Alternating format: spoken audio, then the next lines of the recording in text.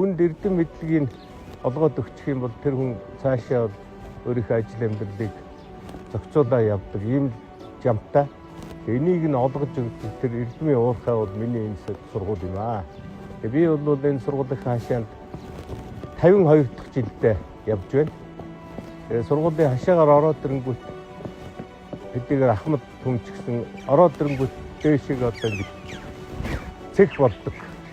Энэ яаж юм хэрэг энэ олон сайхан дачигсан залуучууд сэргийхний дунд орж ирчээр ингээд одоо бүхийгээ явах бол ихгүй гэсэн үг шүү. Тийм сайхан мэдрэмж олгох юм гайхалтай орчин доо. Манай сургууль бол олон 10,000 сэргийн боловсон хүчнийг бэлтгэсэн 100 гаруй жилийн түүхтэй юм алдартай сургууль. Монголын анхны 5 ихтэй сургуулийн нэг.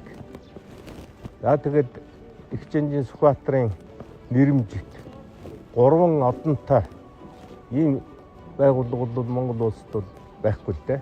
Тэгээ манай сургууль бол ганц Монгол улсад төдийгүй дэлхийн улс орн бүрт одоо бас нэрэн зуурч явдаг. Яг л манай төгсөгч нар өнөөдөр дэлхийн цэрэг болсон. Дэлхийн олон твд олон улс оронд өөрийнхөө үргийг гүйцэтгээд олон улс оронд сураад тэнд би энэ сургуулийг төгссөн гэдэг ингээд явж идэг байхгүй.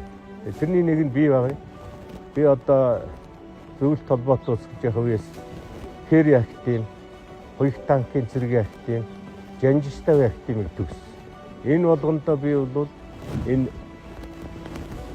энэ сургуулийнхаа энэ алтан оромбыг зааж би энэ сургуулийн бүтээгдэхүүн, би энэ боловсрол олсон, би энэ мэдлэг эзэмсэн, би энэ мастер хамгаалсан, би энэ доктор хамгаалсан, би энтхийн профессор гэж ингэж гайхуулж явдаг.